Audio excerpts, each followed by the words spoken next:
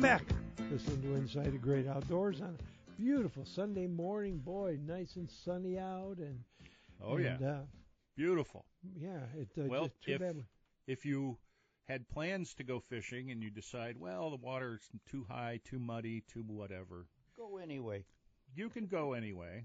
Or you can take a trip instead to one of our local tackle shops. And I will say that he is not a sponsor of the show. But I just want everybody to know, because he is a good guy, and I've known him for 25 years or Mark? so. Yep. Yeah. Mark at Mark's Bait and Tackle is retiring and closing the store. So another good, quality, well-stocked local bait and tackle, home-owned, is going away, which is not a good thing. But he has a sale on now. I think the last day is sometime in June, and it's 30% off of everything. Yeah. So, you know what he has that you cannot find anymore are those mini foos, those hair jigs. He's got thousands of mini foos. He bought everything they had when they quit. Yep. And there's all sorts of stuff. He has a great selection of walleye lures. He has my divers. Bandits. He has the Smithwicks. He has custom painteds. He has factory painteds. He's got all sorts of different bass gear, crankbaits, rattle traps, you name it. He's got casting lures for walleyes. He's got I think he may even have some gold nuggets somewhere. Wow. Yeah. Where's he located? It is Route 14. 14. Yep, out by Infirmary Road. Just in past Ravenna. Just past Infirmary Road. Yeah, and just past Streetsboro. Mm-hmm. Oh, okay. Out that way. It's south of Lake Rockwell. Right. On Route 14. And coming from the north, it's on the right-hand side. Mm-hmm. So if you're heading north, head south on 14 and look for it on the right. And if you're coming up from I-76, stay on Route 14, and it'll be on your left once you go past Infirmary Road. So. Boy, everything hits nuggets. Mm-hmm. Yeah. You know, smallmouth, pike, smallies. Muskies hit nuggets. He's got a lot of musky lures, too. Yes. He's right there by West Branch and Berlin and those lakes. Can't believe nobody's taking it over. Yeah. I know he tried to sell it, and they're just, He's got so much inventory. Oh, yeah. The pricing, I'm sure, is...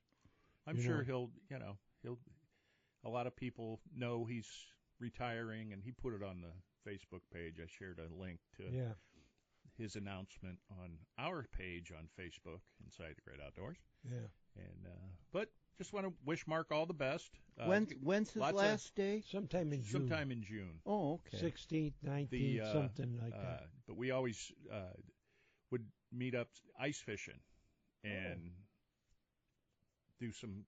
He always sold. Before he had the tackle shop, he used to sell stuff. I met him through OhioGameFishing.com many, many moons ago. So he went to his house. Right? His house. Yeah. I've been to his house, and I would buy ice fishing stuff. He'd sell shanties and drills and all sorts of stuff, and augers and fishing rods, and he had everything, and still does have everything. Does he own the building? I don't know if he owns a building, or he might. He might have bought the building. I'm not sure. Yeah, cool. But I think he's just wow. Okay. Moving on, retirement. Yeah. Okay, let's go to the phone lines. Good morning, Jim. Doctors. How's it going? How you doing, Jim? How you feeling? Good? Better than I deserve. Oh. Better than your wife deserves, probably. I took a ride down to Chippewa and Killbuck Lakes, and I walked around the lake. That beaver is not there anymore because those are old cuttings. Oh, okay. And he didn't even have his condominium built. It was just nothing but a pile of sticks. Okay. There's not enough water movement in that pond. I don't know why he or she went in there, first of all. But could a coyote take out a beaver? Oh, yeah.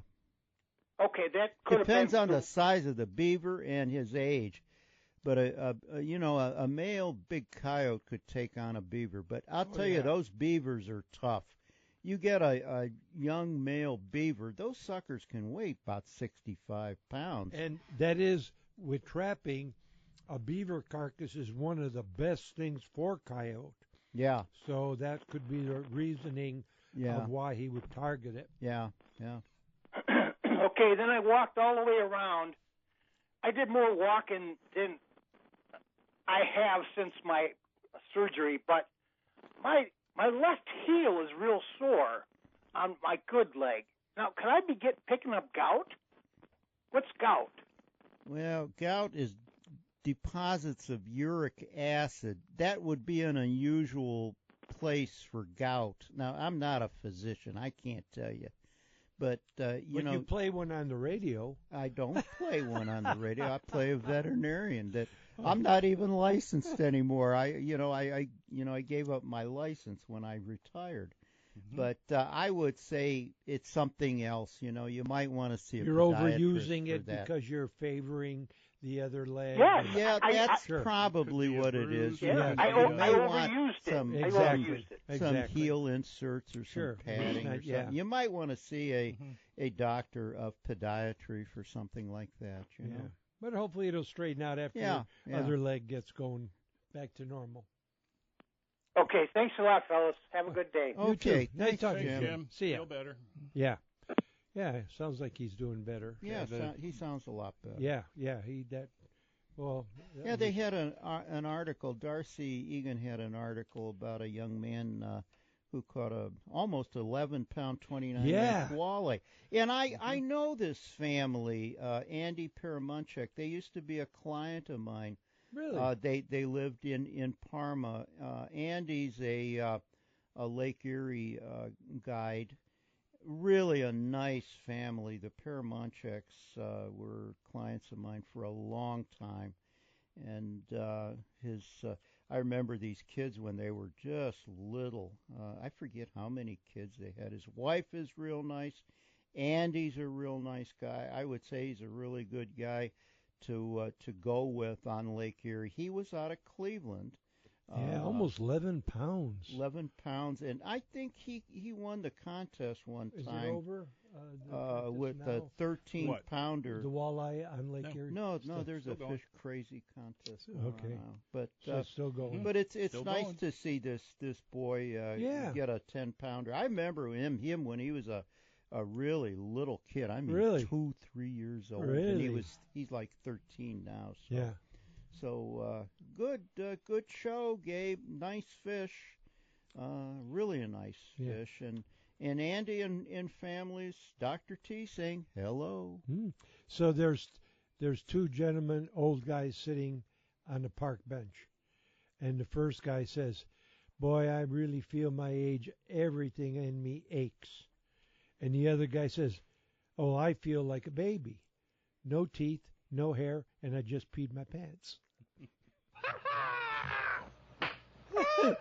You could smile at least, Doc. That second guy was Joe. Yeah. Oh, See, boy. if I would have said that, you would have gotten mad at me. Not really. But I thought that was cute. It made me chuckle. So hopefully somebody else I have a joke, but I can't tell you until we take a break. All of my jokes I can't say on the radio. You guys can. I have more. I have more couth. I have more class. I have a lot of couth, but it's all That's right. It's like 7-Up, the un-cola. Un-cola, yeah. Well, how about the Cavs? Man, Ooh, wow. They played Miami in 40 points. The game 3, and you figure, boy, Miami's going to really come out swinging. Show them. And boy, Miami was mad that they got so slaughtered. They got, right off the bat. I mean, they really showed like how good they had some passes that were really, really nice, and they didn't have one of their star players, and two of their other players that played a lot of time and had 0 points, and they still won. I mean, it was so enjoyable to see. Oh man. Maybe this that is would have been the second most enjoyable thing I did yesterday. What was the first? Fishing. That's why I missed the calves. What was the third? Supper. Eating pork chops for dinner. Is that what you had? Yeah. Pork chops? Breaded porky chops. Oh, I got it. Well, we're going into the food side. Yeah. So this one lady that from a taxidermy magazines, they buy my DVDs, and I make some. And I was talking to her. She's got the cutest Southern voice. Oh, I just enjoyed talking to her. So we started talking about food. Is she Amish? No. Just checking. Just from Arkansas. Just throwing that out really there. Just a cute voice. So anyway, we were talking about food, and she mentioned that she makes these rolls or muffins or what you want to call. And I got to try it. Pardon? Biscuits. No. Biscuits. You're right. That's the word. Said, Mr. Joe, would you like to see my buns? Oh, God. I have the best buns you've ever tried. So this recipe Arkansas buns are the best. You're an idiot. Exactly. Okay, this is really, I'm going to try this. It sounds good. She says they'll make half of the recipe, and it's online. And if you look up online, it's called 2-ingredient biscuits. And it's the heavy whipping cream and self-raising flour, which I didn't know was a special flour. I got to go buy it. And that's only the ingredients there are. And you make it into a dough and roll it out and make the biscuits, and you bake them, I'm sure. And they are so fluffy, but they're going to be sweet. Well, I don't know if they'll be sweet. She said they're sweet too, but I thought, bet they are. But these two guys, especially after when the guy making biscuits says, I think you have to bake them. Well, no, you could. No, versus putting them in a frying pan and frying them. Because don't you do that with some things? You fry them? Yeah, fish or a hamburger. You don't do that with any dough? You can. That's like a donut. It's called pancakes. Or pancake, yeah. So that's why I said that. But I'm going to try it. But that sounds like a cool thing. You could make fry bread. Yeah. See, so it's not that crazy. Bannock. Yeah, it's not that crazy. But yeah, it's 2-ingredient biscuits. So I'm going to try that. You're going to have to clean out your oven, though. I know. But I'll have to go buy. I didn't realize that self-rising flour is different than regular flour. Yes, it is. I didn't know that. So I have to go buy both ingredients. But I'm going to try it sometime here.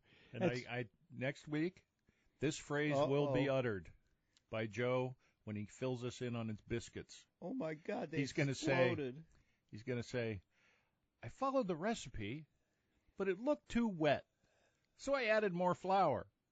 And then it overflowed in the oven, and now my oven's all messed up. So it's going to be like one of those Three Stooge movies, where it's just or a Lucy movie where the bread just keeps coming out, and coming out.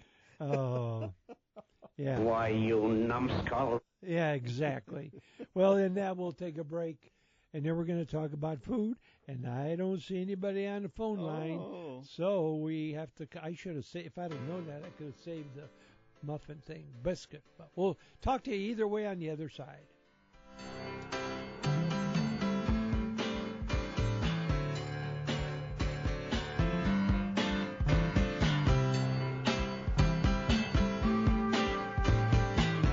Are you ready to catch the big one? Introducing Kodiak Fish Attractant Catfish Bombs, your ultimate secret weapon for a successful fishing trip. Designed with fishermen in mind, Kodiak Catfish Bombs release an irresistible scent that draws catfish in from miles away. Just toss it in, wait a bit, and watch the action unfold. Whether you're a seasoned pro or just starting out, these bombs are hot stuff. Perfect for the weekend angler or those late-night catfish excursions.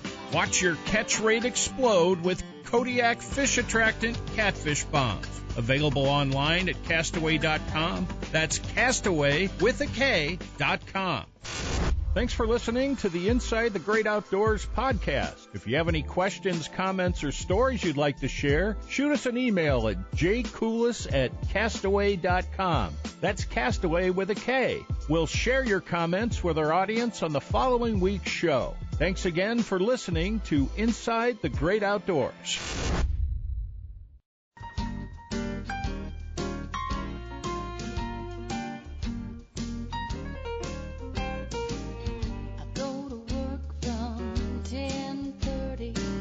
Until 6 a.m. Breaking up the dimes and quarters, slinging eggs and ham. Scrambled poached or over easy, coffee black and strong. Jukebox of scratchy records, I play 'em all night long.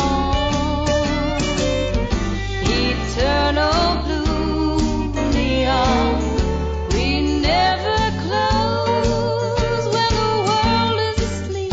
Darling, come take a seat. You can always eat at Joe's. Eat at Joe's. Yabba dabba doo. Oh, that's priceless. That is so cool. But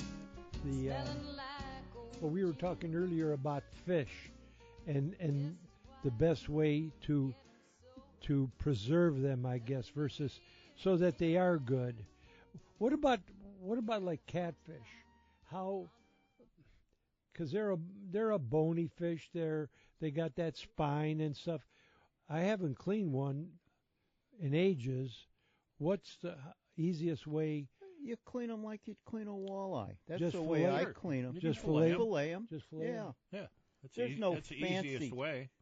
There's no, they tell you about pulling off the skin Yeah, and yeah. nailing the head and all Right. that. That's a bunch of baloney. Just Okay. flay them like you would a walleye. I think we used to do the bullheads like that. Well, I was Yeah. gonna. Pull the That was skin what off, I was gonna ask But you'd you. fry them. You'd What cook about a them whole. bullhead? How would you cook a bullhead? You cook them whole. Yeah. Because they're small. They're small. Yeah. And you can, cook channel cats whole too. Sure. Or smoke them whole, or Yeah. put them on a grill whole, and they're really good Yeah. with the bones in them. And then you just peel the flesh off the bones. Yep. So They're what about really this? good that way. What about the skin? You don't worry about it? No, you can keep the skin on them if you can. want. Okay. If a lot of people pull the skin off because they get the fat layers between the skin and the meat, and then sometimes when they get to a certain size, that's where the gaminess Yeah. and right. if it's from, let's say, a Muddy lake. muddy lake Or lake Lake Erie. that's has some pollution issues, maybe. You don't So want to would that be like squirrels or bear? Black bear's a good thing. If they're if feeding they eat in a a garbage dump, dump, they're they're going to taste terrible. bad. Gonna taste if you have one garbagey. that's eating berries and nuts, They're gonna be it's good. delicious. really good. So Yeah. that's It's the same with same the thing. fish. Same with catfish. Yeah, Oh. exactly. Okay. But if you get Or- the little ones, they're good. Okay. Yeah, and that's the same thing with Isn't that with walleye like too? walleye. Yeah. The same thing. The The smaller smaller ones ones. Are Yeah. better. Those that- 18, that just 15, legal. The 16 to 21-inch walleye are the best tasting, Right. Yeah. Yeah. or 22. You can go up to 22, 23. Yeah. But the bigger ones like 25, 26, 27. I mean, Let somebody else have the thrill of catching Sure. a big fish. or if you want to put fish in the freezer, that's fine. But they're not as sweet. Yeah. Yeah. That's all. And if It has you, nothing to do. and They if you still got taste the good. big ones, chunk them. You know, Yeah. I think you're Yeah. better chunking them. Don't Well, you? and that's Or how I- we or would. That's how we would bake eat muskie. the bigger ones. We'd bake. Right. Yeah. That's what we So- would do with muskies. And another fish, trout, lake trout, notorious are. Oh, I don't know what the term would be. Hey, They're- mushy maybe. Yeah, something like that. And we would. Yeah, they're softer texture. They're a softer, They're but better smoked. But so They're when I okay was baked. when You I just was have to make sure they're Right. really dry. well, Yeah. what I did when I first You always want to dry that. Any fish, I think, you want to Yeah. dry that flesh. You want to take a paper towels or better with a cloth towel, and always dry that fish Right. before you do anything with it, before Right. you bake it, before you fry it. Make sure all the water is out of that fillet. And also safety-wise, to an extent, you put a wet fillet in hot oil, it's going to be bubbling. It's going to be bubbling. And you could get it splatter on your hands and whatever. But so when I first started my trout chartering, I'd say, I went to Michigan City. I had a customer who told me, boy, that's where you need to be in April and May. And so I started chartering out of there. And so when the captains, we'd go out fishing and we caught some lake trout. They took about a 10-pounder, maybe 8-pound, 10 something, and they baked it whole. They baked the whole thing, and then just peeled the stuff out. It was so good. Oh yeah, it's good that way. Yeah. We've done fish boils too with lake trout. I've done that too. With I actually have a little steamer that I did with, you do onions, you do potatoes, and you do lake trout or any type of salmonoid fish. Salmon, steelhead. Yeah. And it's good that way. Yep. So explain that. So you steam it? Steam it in a steamer.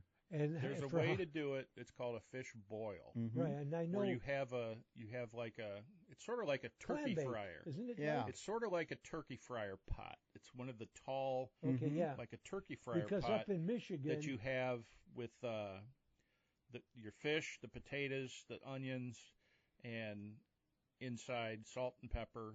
Well, salt mostly, and water underneath. And water underneath. No, water. And water in the pot with the fish. Right, but not. It looks like soup. Yeah. Okay. And you let that cook for a while, and once the fish is just the potatoes get done. Yeah. What you do, all the fat will boil off in that pot. Okay. But it'll have all this foam on the top. Right. Yeah.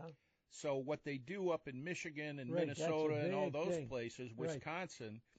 They'll take a little cup of like Coleman fuel or kerosene or something, and they'll throw it on the fire so the fire goes whoosh, and the pot heats up really high, and all that foam boils over and puts the fire out. Yeah. And then it's just the clear broth with the potatoes and the onions and the fish in it. And the fish doesn't break up? Nope. Mm-mm. Okay, because I know there are videos online. I'll see if I can find one. Because when I used to charter out of there, they did that when they'd have a lot of people, Yeah, what I have a little pot, and we'd actually steam it.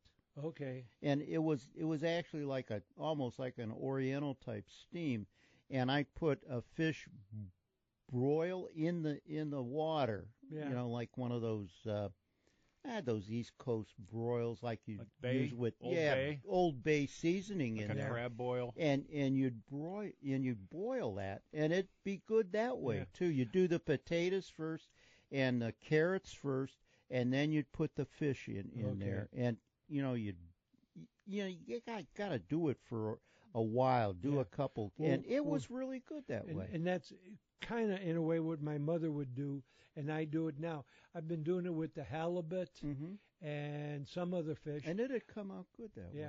I take it and I poach it. I say this just for my wife because I know she just said it. We have a psychic link. What's that? Why do you use halibut? Just for the halibut. There you go. Yeah. So I take it and I boil it in half milk and half water. And I boil it till it's cooked, which is not long. And then I take it out and in the frying pan, and I've said this one before, but I take it and I brown the butter. It's got to be browned. And then and that's what she would do. Then you sprinkle breadcrumbs over the fish, and then you take the brown butter and pour it over it all. And that's really good. Now, if you do it the opposite and put the butter and then the breadcrumb, is not as good. It kind of it makes the breadcrumbs softer and mushy. Yeah, right. And that is really good. And that is so simple. and that work. But it the other kind of fish they use up there is whitefish. Oh, whitefish is really good. There's a video in Wisconsin, in Door County. They do a fish boil, and it's a big show at some restaurant. So I'm watching it. Yep, flames cause the water to boil over the rim of the kettle, which completes the cooking process. Wow, that's interesting. I didn't know that part. I knew they had the fish very boiled. Dangerous. Don't do it on an enclosed porch. You want to do it with white gas, I think, is what they use up there. Yeah. You know, like Coleman. Coleman white gas or regular gasoline. Not kerosene, lead in it. Kerosene gives a bad taste to anything. You want to use white gas or regular gasoline. I didn't know that part with of it. no lead in it. I knew they boiled it, but I didn't realize. And so, that. But in is it Canada? They do that too. Yeah, it's a boiling thing. It's a timing thing, because if you cooked it too long, the fish would get all mushy and break apart. Mm-hmm. If you see guys with no eyebrows, that's what they're doing. Oh, okay. Well, we got to take a break, and then we got Mike on the line, got Joan on the line, so we'll get to those people on the other side. You're listening to Inside the Great Outdoors on a Sunday morning. A little bit windy out there, but it's going to be warmer, and it's going to be sunny all day.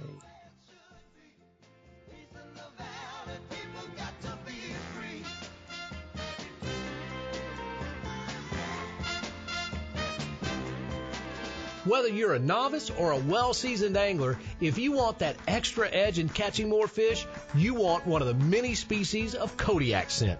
Made from real bait fish, Kodiak fishing scents are made from pure freeze-dried bait.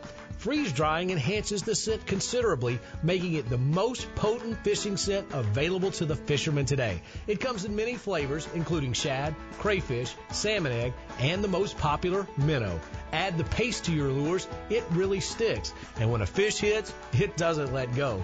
And if you use tube jigs, try the tube injector. This handy syringe is made especially to be inserted into a tube jig. Kodiak fishing scents are now available online at castaway.com. That's castaway with a K.com. If you want to catch fish, you want Kodiak from Coulis. Thanks for listening to the Inside the Great Outdoors podcast. If you have any questions, comments, or stories you'd like to share, shoot us an email at jcoulis@castaway.com. That's Castaway with a K. We'll share your comments with our audience on the following week's show. Thanks again for listening to Inside the Great Outdoors.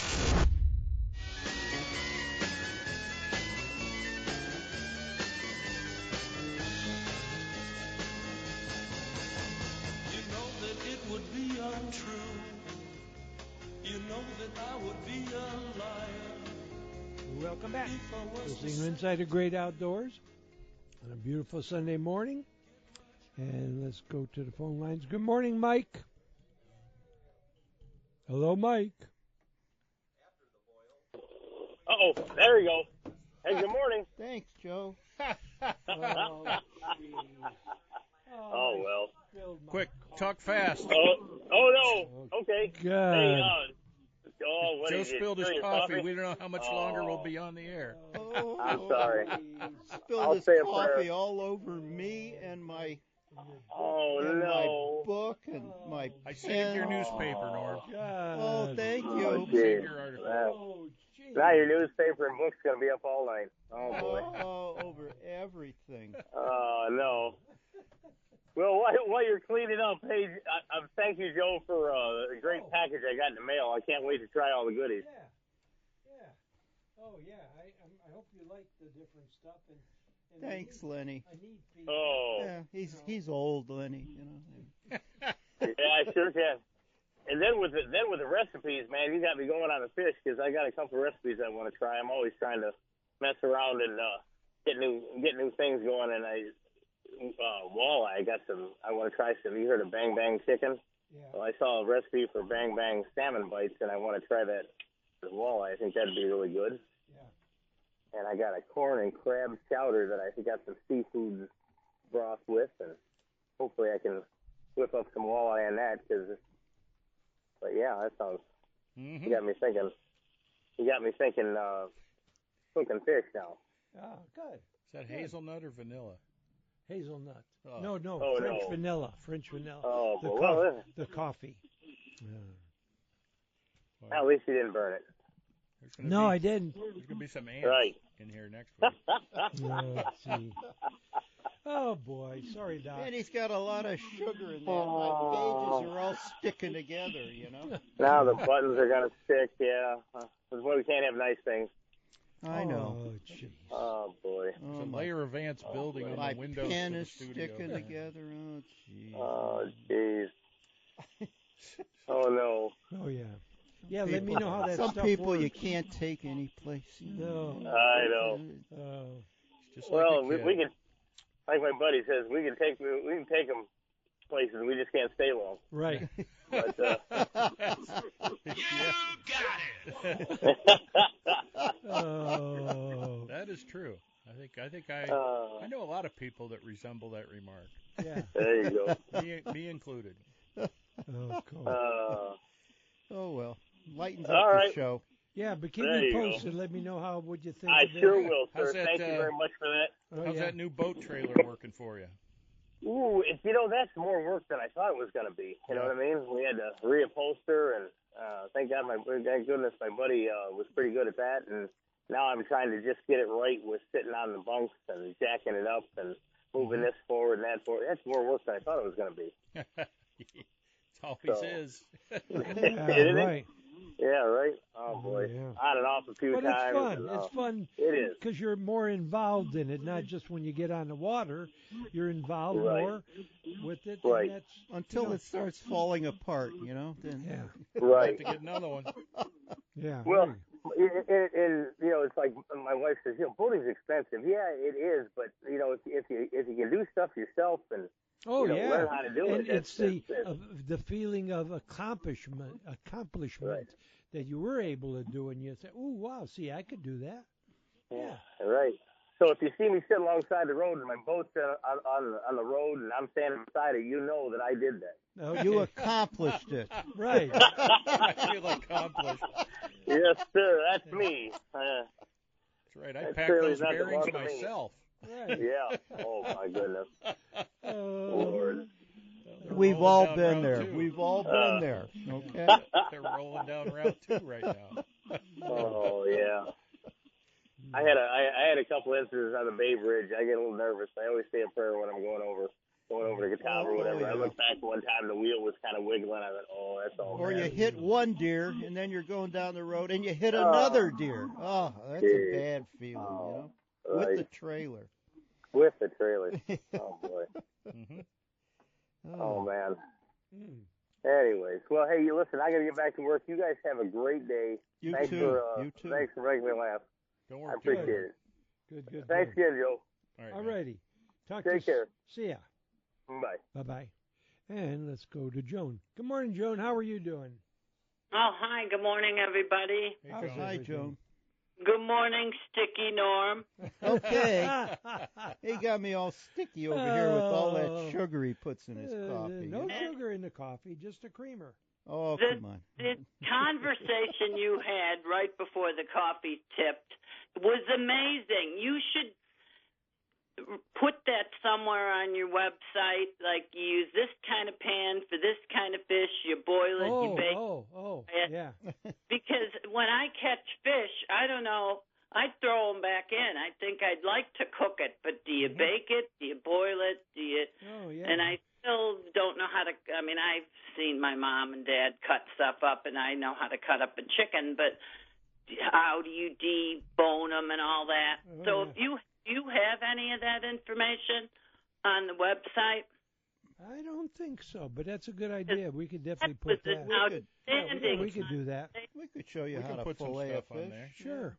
Sure. Yeah, No problem. because this nonprofit, it takes a lot of time to put that together and money. Yeah. But I don't think I'm as good of a fisher person as I should be to teach kids how to fish when I can't even get my own fish off the hook.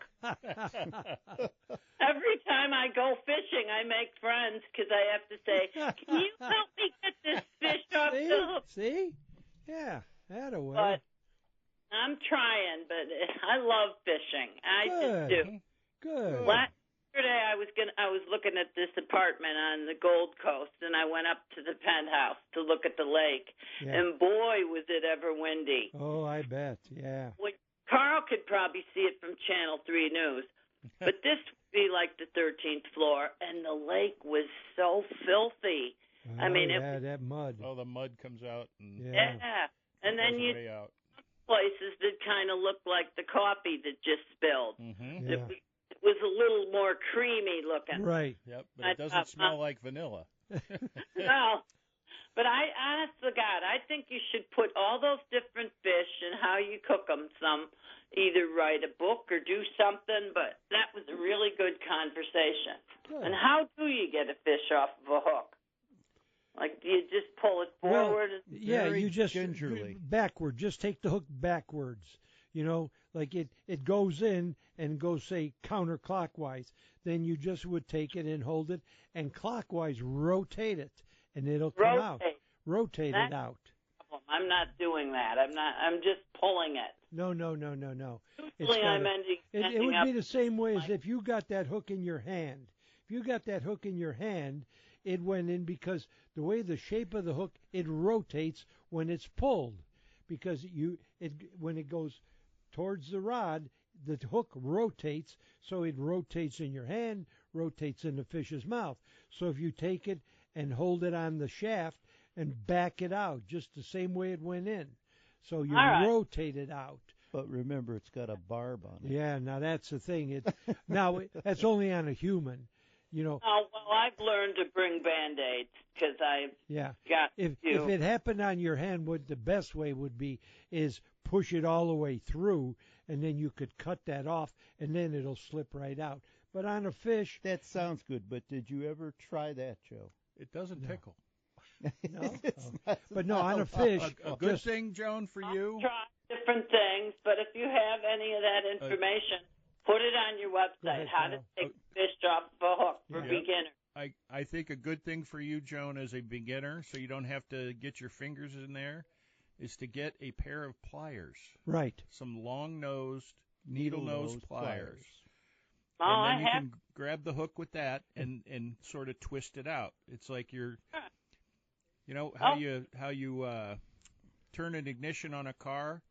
Yeah, it'd that's be like basically the opposite. how you do that. You do it the opposite way, and it'll pull the hook right out. Right, it'd be clockwise, and it won't hurt the fish's mouth. It comes out through the same way it went in. And the reason push it back and forth, right and left, and pull it out. If and the reason it doesn't hurt the fish. That other Joe made this recipe last year. He said you cut the fish into these little cubes when you don't have much fish, and then you put them in a little, batter them and bake, I think. And he said he made them for, like, little hors d'oeuvres. I want to try that, because most stuff I've caught so far isn't that big. Yeah. But, Carl, thank you for teaching me how to fish. I love fishing. Sure. And it's just, and the last thing I'm going to say is, when you were talking about staying away from negative stuff, I have to watch with that too, because I told you I have that post-traumatic stress, and anything can make you all of a sudden go into another world. Oh, yeah. But anyway, here's a good meditation. You get up before the lights are turned on, and you just open a window or something, and you just sit there with a cup of coffee. Whoever said the rooster was first is wrong. It's the cardinal. You sit there and listen, and you're going to hear the do-do-do-do-do of the cardinal. Then you're going to hear do-do something else. Then you're going to hear all the woodpeckers like, well, you think you're up. Well, I'm getting up, too. And you hear the do-do-do-do of the woodpecker. And you just sit there and listen to that. You don't have to listen to radios. Nope. You don't have to turn on iPads, TVs. You just turn it on, open a window, and listen to nature as the sun's coming up, and it relaxes you so nice. Yep, you're right. It's just so great. That's very good, yeah. But the next time I get that hook out, I'll call you and there you go. And the reason you know that the fish is not suffering is there's no blood. So there's no blood in the mouth, so he doesn't feel it. So you don't have to feel bad that you're hurting the fish. Now, if it's down in his throat, that's different. Now that could be tricky. That could be, but the same thing if you took the pliers and pushed backwards down in his throat further, then the hook will come out. Do it reverse, because I have dyslexia. Exactly. But, let me just clear something up since we're all fisher people. The Irish eat salmon. Mm-hmm. They don't eat corned beef. They don't even have a corned beef in Ireland. So here's what I think about pork. Here's what happened on St. Patrick's Day.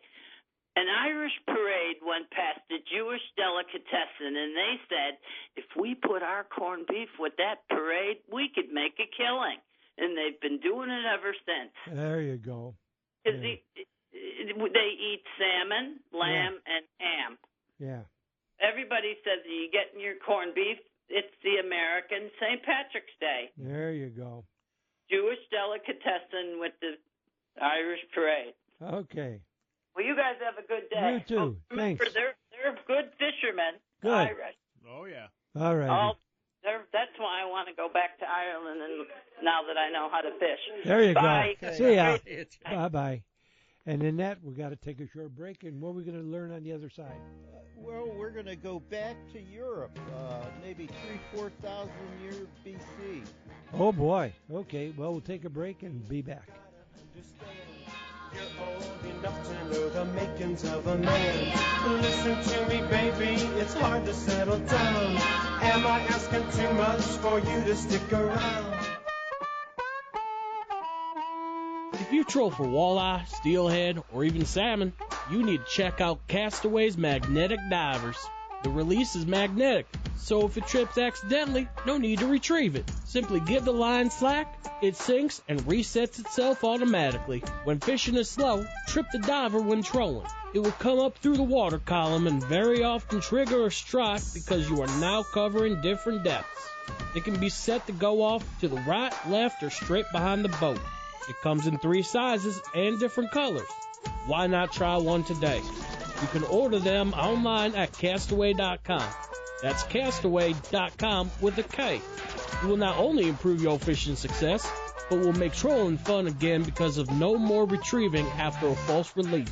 That's Castaway's Magnetic Diver at www.castaway.com with a K. Thanks for listening to the Inside the Great Outdoors podcast. If you have any questions, comments, or stories you'd like to share, shoot us an email at jcoulis@castaway.com. That's Castaway with a K. We'll share your comments with our audience on the following week's show. Thanks again for listening to Inside the Great Outdoors.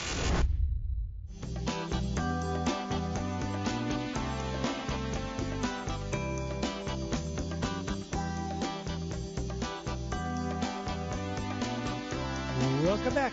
Time for a Doc Exchange, and we're going to go back in time. I remember that. Yeah. Yeah. Well, you probably knew some of these people. Yeah. Or are descended from them, Joe used to dance to that song with one of the lobster girls or whatever on his rendezvous. Rendezvous. Well, we're probably all But they somewhat sang it in related Russian. to these people. All 3 of us, I know a lot of you, are wondering, especially Bob, while all these people over here in the Southwest were, fiddling around with these, these wooden type of instruments that they were, these bow and arrows and spear chucking type instruments, atlatls and boomerangs in the Americas, these ancient indigenous people 6,000 or so years ago. Well, what were our ancestors doing across the water in the old country around 3,000, 4,000 BC? I know we're all thinking about this. Well, while I was cutting grass, I was thinking about this. So I kind of looked up some recent articles, and about half the people alive today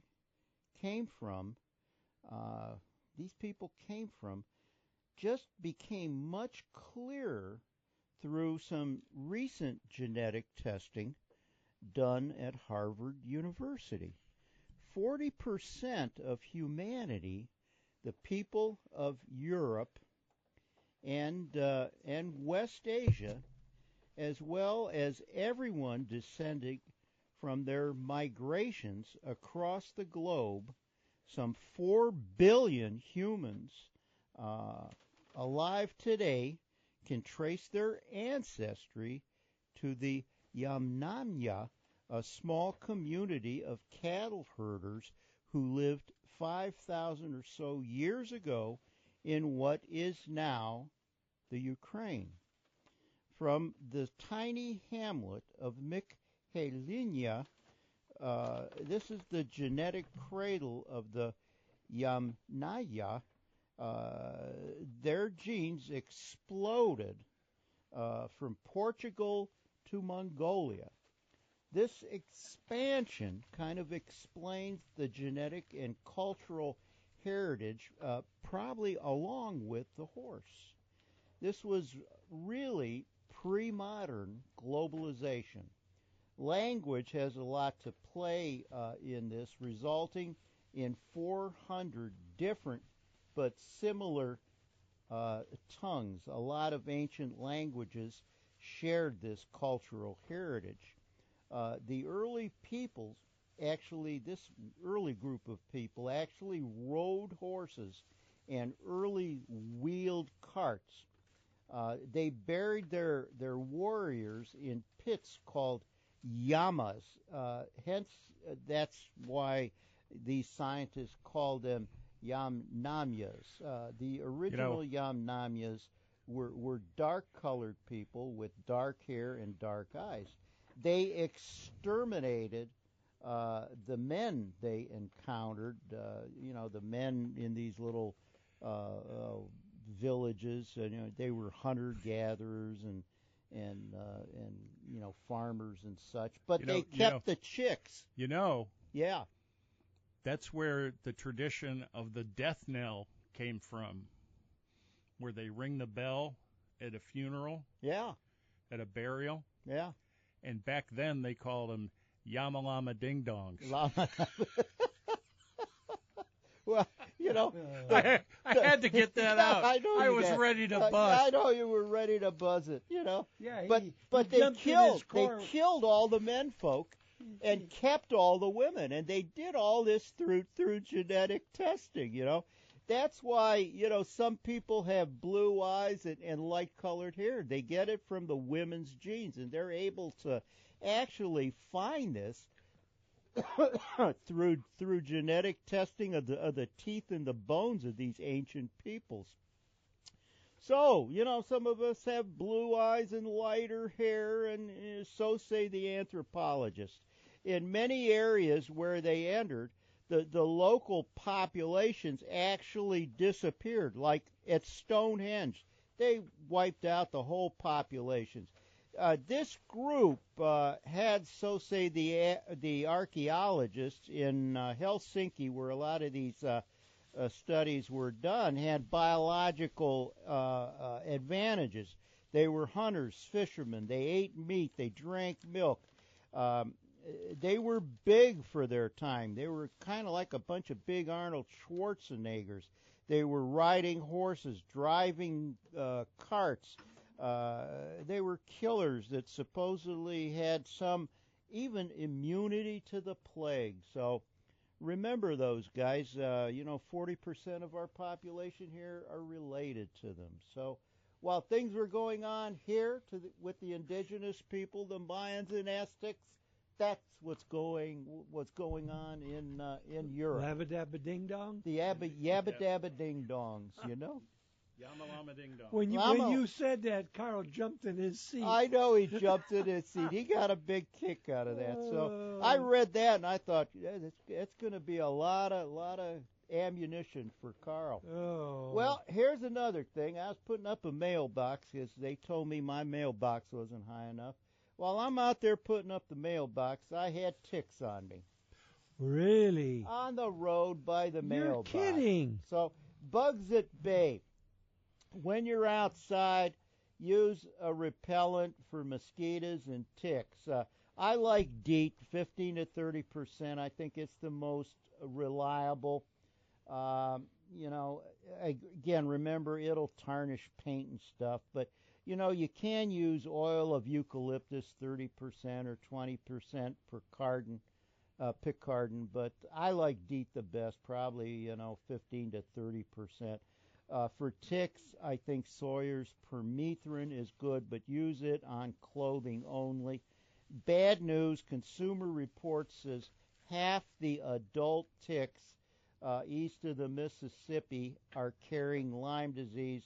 A quarter of the younger ones now carry Lyme disease bacteria also. To ward off ticks, cut grass low to about 3 inches. Cut your bushes, tall grass, remove grass clippings and leaves. Ticks like to hide in grass clippings and leaves in shady areas. Collect the litter and dispose of it in a shady area. If around your house, use a repellent or spray for bugs. I like to use either bifenthrin or permethrin. You can use powders too. I think 8 use pretty well. Use any of these things judiciously. To minimize mosquitoes, eliminate standing water, planters, buckets, tires, coverings, gutters, bird bats. Fans help for mosquitoes, of course, screening things. If you have yellow jacket problems, pick up your fruit from fruit trees, secure lids on your garden, on your garbage and stuff, and watch out for garbage around the house. If you have nests of yellow jackets, I like to use 8 powder. That seems to work the best for me. Yeah. So just a couple things. Yeah, and in fact, I was going to bring that up because I was lucky with Barron. He didn't get ticks very often, but Right. I would always check him to see. But so I was lucky in that respect. But I was going to bring that up with this warm weather. Now's when I was time. surprised. I've never seen ticks out by the road, and the grass wasn't even high Wow. out there. Now these were dog ticks; they weren't deer ticks. Yeah. But I warned my neighbor across the street because he's got little kids and he's got a dog out there too. But I thought, what the heck's on my mailbox? Because I was putting this new mailbox up, and I brought the mailbox in, and there was a tick in the mailbox. Wow. The other thing I noticed this week with this warmer weather is that the carpenter bees are out and flying already. Oh, there are wasps flying too. Are there? And they're nesting already. So yeah, but watch out for those. Yeah, but the carpenter, because they drill those holes. Yeah. So it's. So the bugs are out and about. Yeah. And the ticks are out and about. So watch for those. And again, bifenthrin's good. I think that product by Ortho, Defensor, I think, has bifenthrin in it. And there's other products out there too. But you can buy, a pint or 2 pints of bifenthrin or permethrin and use that for years. Dilute it in water and spray it. And be judicious when you're using these insecticides. Don't spray them all over the place. Hit around your house or places where you think the kids would be or ticks would be, and just spray those particular things and keep things cut down. Okay, well now we got to take a break. 2 hours have flown by. We got one more to go. And remember, we're all related. We are all brothers. Oh, gee whiz. Oh, my God. Even Carl. Even Carl? Yeah, oh we're my all God. brothers. Oh, God. Oh. They broke the mold after me. Yeah, they sure did. Well, we'll take a break and we'll be back.